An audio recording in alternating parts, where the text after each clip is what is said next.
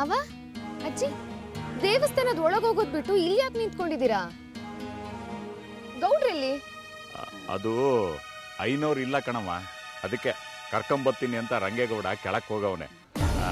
ಅದಕ್ಕೆ ನಾವು ಇಲ್ಲೇ ನಿಂತ್ಕೊಂಡಿದ್ದೀವಿ. ಅಲ್ಲ ಕಣವ, ಕಾಂಚನ ಏನಂದು ನನ್ನ ಕೈನಾಗೆ ಮೆಟ್ಲತ್ತಕ್ಕಾಗಕ್ಕಿಲ್ಲ ಅಂತಂತೆ ಒಪ್ಕೊಡ್ಲಾ? ಒಪ್ಕೊಳ್ಳೋದೇನಿದೆ ಮಾವ, ಮೆಟ್ಲ ಹತ್ತಕ್ಕಾಗದೆ ಏದು ಉಸಿರು ಬಿಡ್ತಾ ಇದ್ರು.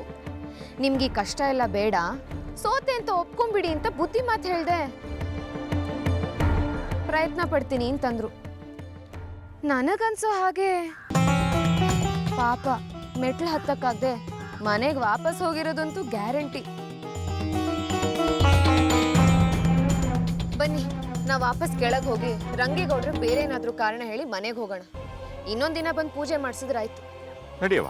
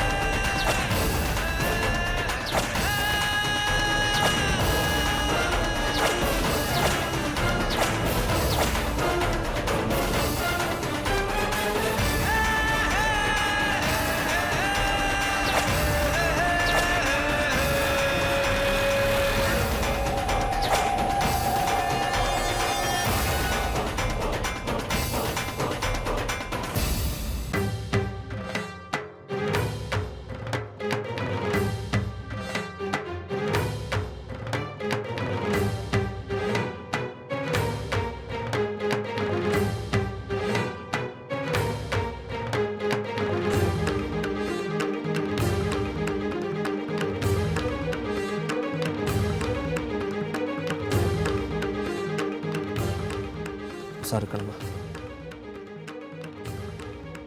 ಐಸು ಮೇಡಮ್ ಅವರೇ, ನೀವು ಮಾಡಿದ್ದು ಸರಿನಾ? ನೀವು ಹಿಂಗೆ ಮಾಡ್ತೀರಂತ ನಾನು ಅಂದ್ಕೊಂಡಿರಲಿಲ್ಲ ಬಿಡಿ.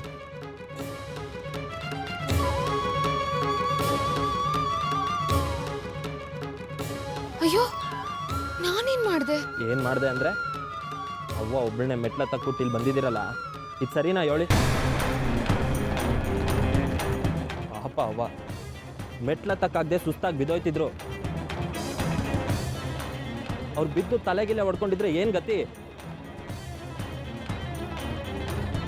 ನಾನು ಸರಿಯಾದ ಟೈಮ್ಗೆ ಹೋಗಿದ್ದಕ್ಕೆ ಒಂದು ಅನಾಹುತ ತೆಪ್ತು.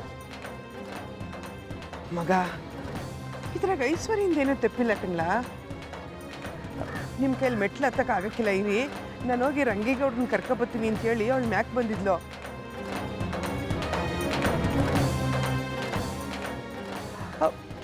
ಅವಳು ನಿಂತಾಗ ಹೇಳಲಿಲ್ವೇ?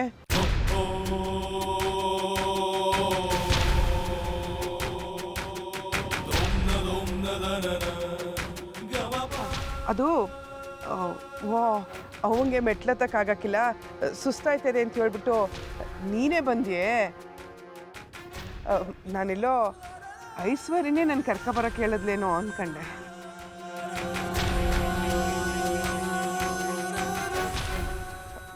ಮಗ, ನನ್ನ ಎತ್ಕೊಂಡು ಆಟೋನ್ ಮೆಟ್ಲು ಹತ್ಕೊಂಬಂದಿದ್ದಕ್ಕೆ ನಿಂಗೆ ಏಟ್ ಸುಸ್ತಾಗೋದೋ ಏನೋ. ನನ್ನ ಬಂಗಾರ, ಬಾ ಮಗ.